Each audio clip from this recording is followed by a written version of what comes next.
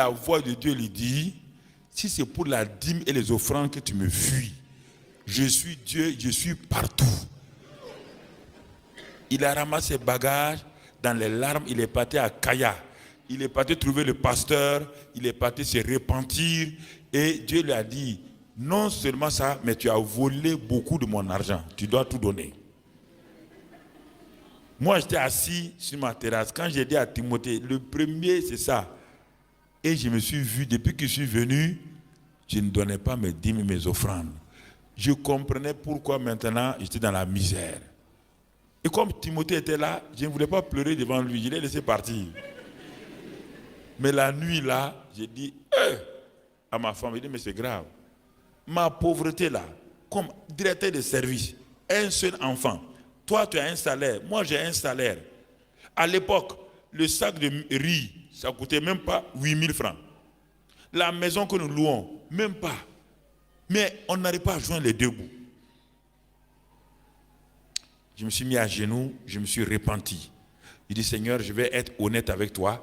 Je t'ai volé et la malédiction est venue sur ma maison. Seigneur, je vais te donner tout. Si tu m'aides, je vais te restaurer tout. Et désormais, et ma femme a décidé aussi, puisque j'avais influencé ma femme. Il dit, non, l'argent ne suffit pas.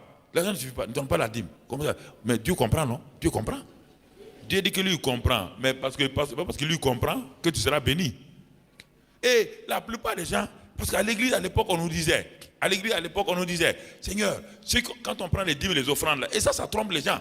Quand on prend les dîmes et les offrandes, et celui qui prie pour les dîmes et les offrandes, il dit bénis ceux qui ont donné, bénis même ceux qui n'ont pas donné. C'est pas vrai, c'est faux. Dieu ne peut pas bénir celui qui n'a pas donné.